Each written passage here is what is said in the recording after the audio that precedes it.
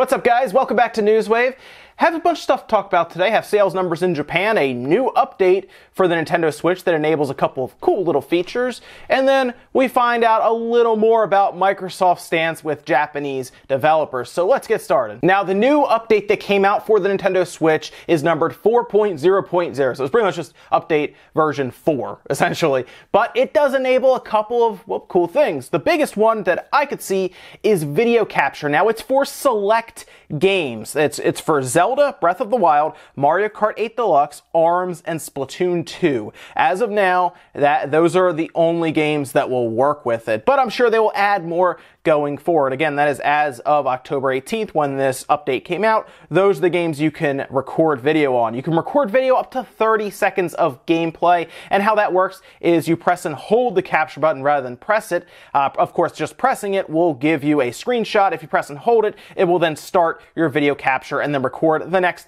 30 seconds. Now, you can also transfer user profiles and save data to another system. So that's from Switch to Switch. I know a lot of people want like cloud save, and then of course you want to just be able to transfer maybe, I guess, information from your Wii U even. But there's a lot of stuff still around backing up your saves. I would prefer it if they gave us an option just to back up your saves to an SD card. That seems pretty easy. Or even if you have it in the dock, maybe you take a USB stick, you plug it in, it encrypts it or whatever it has to do, and then you can back up your saves to that. That would probably be a cool feature to have as well. But at least there is video capture in some degree. It's going to be a work in progress probably for a while to get video capture to the point where you're capturing, minutes at a time. This is obviously the first step of the way, especially with saved games being backed up. I think the cloud saves will come with the updated online service that we're going to have to pay for. Cloud saves, I get that. You probably have to pay for it because there is storage somewhere on a server that's being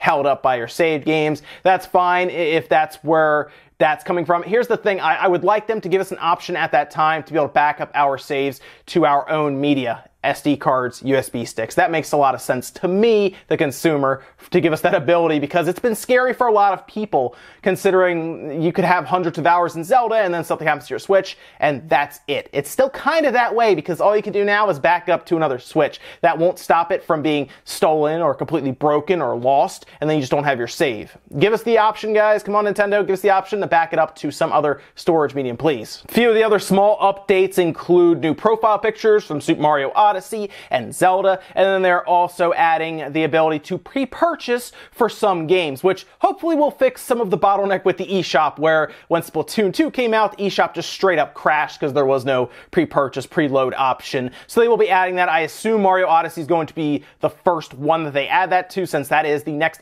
big game that would assuredly crash the eShop. I don't think there's any question about that. That game is going to be a massive seller day one, and the eShop, I don't even think, if it wasn't up for it for Splatoon 2, Odyssey is going to destroy that infrastructure. I think we all know this. So hopefully the pre-purchase option is there days ahead of time so we can just get that all done. But the update's available now. If you haven't turned on your Switch since yesterday, it's probably already updated, honestly. Mine updated automatically because I had it in sleep mode. So it's, you turned it on and it's like, hey, hit this button to finish update. You may already have it updated, you just have to restart it, but definitely check your Switch if you haven't yet, because that update of 4.0 should already be there, and you should have video capture ability and hopefully the option for pre-purchase. Next up, we have media create numbers over in Japan. These are, of course, the numbers where they give us an idea of what has been selling the week prior. So the week prior in Japan will tell us all of the sales numbers. We'll get a nice little chart, we'll see systems, and then we'll see games and how everything's sold. So here we go, let's get started with the games. That comes up with Middle-earth Shadow of War was #1 at 20,000.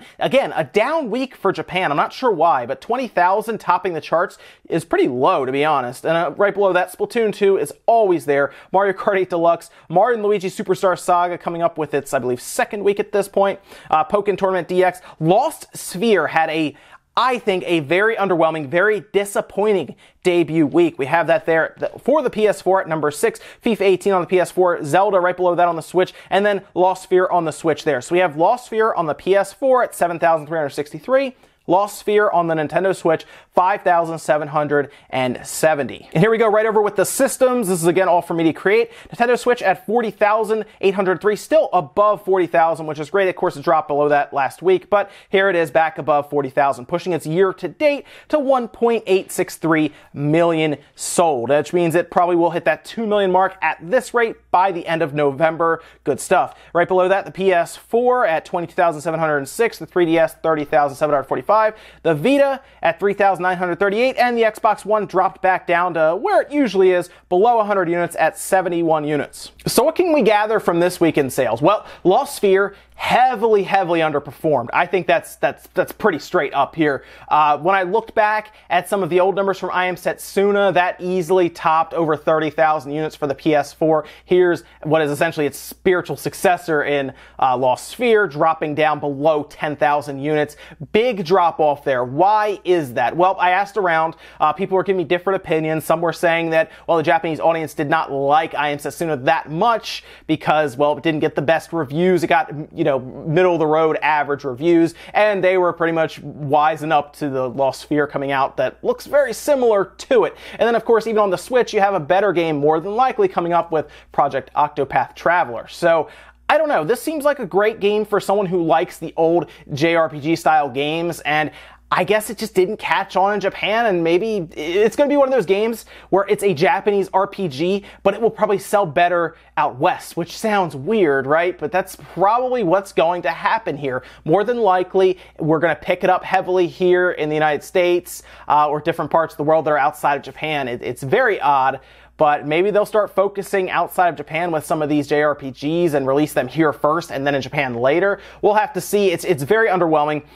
Shadow of War, we talked about this, doesn't seem affected at all by the massive loot box controversy, by the microtransaction controversy. I didn't expect it to. As loud as the internet is, the mainstream consumer who is not online as much has no idea what's going on in the game, and they are just buying it like normal. So Shadow of War is still going to do fine despite having all of this swirling loot box controversy.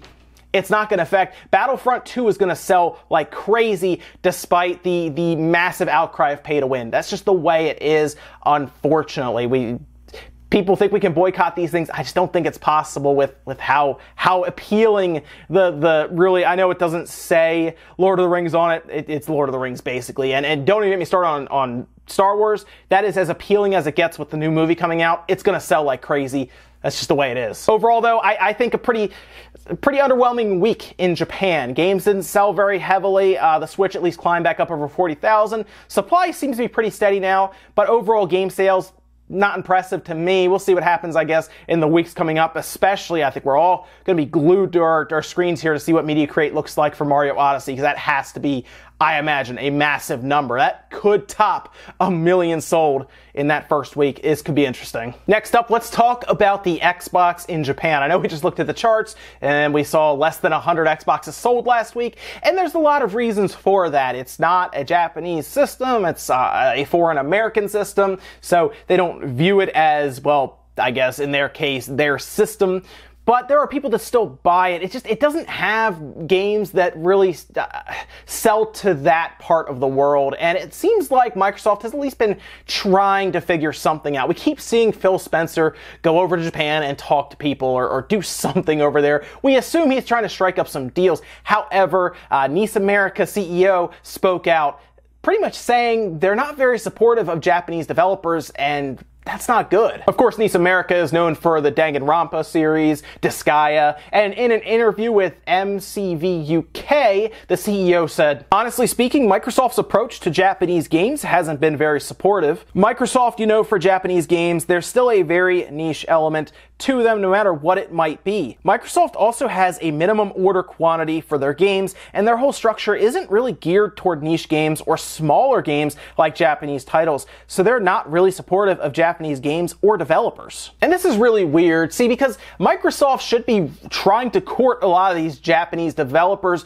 with some really some benefits for them to come over to the green team, because there's not much right now in terms of audience size in Japan. There's a little over 80,000 Xbox Ones there. To put that in the perspective that we just talked about it, over 1.8 million Switches there already, and there's over 5 million PS4s. I don't know why these developers would turn around of their own free will and start developing for the Xbox in Japan with these different games. It makes no sense. Microsoft should be doing anything they can to get a foothold in Japan, which includes maybe bankrolling some of these Japanese developers who are looking to take a chance on a Japanese-based game, like a JRPG or something. Maybe Microsoft bankrolls it and brings it to the Xbox exclusively. Not even a Windows, just the Xbox.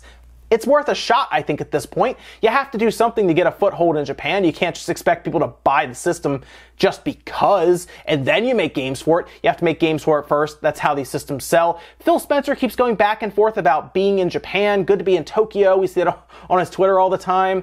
I don't know what he's doing over there, because it doesn't seem like he's making waves with some of these developers. It seems like Nice should be an easy developer to get in with, easy publisher with these Japanese games, but even they don't see a reason to develop for the Xbox. I don't know. Maybe Microsoft just really doesn't care about Japan and they're just focused on other parts of the world like the US and Europe. It's hard to say at this point. Let me stick with Microsoft real quick, because we found out that the Master Chief Collection, a game I really like and don't like at the same time. I like the idea of the game where all the Master Chief Collection has all of the Halo games, previous ones, on one disc, and then you can play online against other people. And of course, they updated the Halo 2 visuals, still has the Halo 1 anniversary visuals. But it was so broken when it came out. It's impossible to find games. Still kind of broken now. It does work better, I will say that. I can find games in Halo 2 and Halo 3 and stuff super easily. It looks like they haven't forgotten about it because, well, they're bringing an update to the Xbox One X for that game, all of the Halo games, and it's going to have everything upscaled and moved up to 4K for it. And from what I'm hearing, they're going to work on a little more of the infrastructure while the update is happening. So I guess there's something new there for, I guess, connection, or just to make it easier on you. According to them, the reason it's taking so long, because this patch is not out till next year, 2018 at some point. According to them, is because there are 6 different game engines in the game for all the different Halo games, so they have to make the patch basically for each engine, which, yeah, it could take some time. I'm a little surprised they're even doing that. It seems weird, but hey, I like the Master Chief Collection, and hopefully when they put the new patch out, they also put a patch out for regular Xbox Ones, and it helps with some of the connection issues, things like that. They're not as bad as they were before, but they're still there, and maybe they'll work that out with that update that comes out for the X. And in our last bit of news, let's talk about Batman on the Nintendo Switch. Remember how we heard about the Telltale Batman being listed by a retailer a while ago, heavily rumored? We keep hearing about it. All of a sudden, bam, there it is. It's announced. We don't know when it's coming out. Now we have a date. Yes, that's right. That November time period we keep talking about, it's going to get a little more crowded for Switch owners. November 14th in the United States, November 17th in Europe. So yes, the squeeze on the wallet. If you've ever wanted to play this game and you passed up on it with the other systems because maybe you wanted it portably, well, the squeeze on the wallet is going to get ever tighter, I guess, at this point, because man, it's going to be tough for Switch owners. It's a weird thing, right? Because years ago, it was Nintendo has no games. Now they have a ton of games. They're everywhere. November is packed for the Switch. It's going to be a very good holiday, I'm going to tell you now, for Nintendo. They have the games. If they can provide the systems, it's going to get out of control. I do like the Batman Telltale series. I don't know, I might get this. I'm not sure yet. I've played it on the PS4, but it is interesting to have this portably, but there's so much stuff coming out around it that I'm probably gonna have to buy that I might have to pass on it for now. This is a game that I do see getting lost in the shuffle with Skyrim and Doom and all the other games coming out around that time. It's gonna be tough for Batman. I think it'll probably be one of those games people pick up on the eShop here and there, but I would expect massive sales numbers from it. Should still be cool to have it portably. That's it for Newswave today, guys. Make sure you comment, like, subscribe, all that good stuff. Let me think about any of the stuff we talked about today, whether it is the Nintendo Switch's update. Are you happy that there's a video recording, or are you more on the side of, well, why is it only 30 seconds? Why is there no other way to back up saves other than just transferring from Switch to Switch? Why can't we put it on a USB stick or an SD card? Those are the questions I have, but they're baby steps. I get it. It's going to take time. That's why it's an ongoing update for the system. We will get to that point where we can back it up to SD cards. We will get to a point, I'm sure, where video recording is longer than 30 seconds. It's ever evolving, but let me know what you think about the new update, and if maybe you're happy that there's now video recording, because I think it's a cool feature to add. Also, let me know what you think about this holiday coming up for the Switch. It seems jam-packed. Batman jumps in now. And then let me know about Microsoft over in Japan. It doesn't seem good for them over there. It's tough. Even when you have Japanese developers, Japanese CEO really speaking out about how Microsoft has done what seems to be nothing to help them out and give them a reason to develop on a system that is heavily underperformed in Japan as a system seller. I don't know why they would do it. That's it for now, guys. I'll see you next time.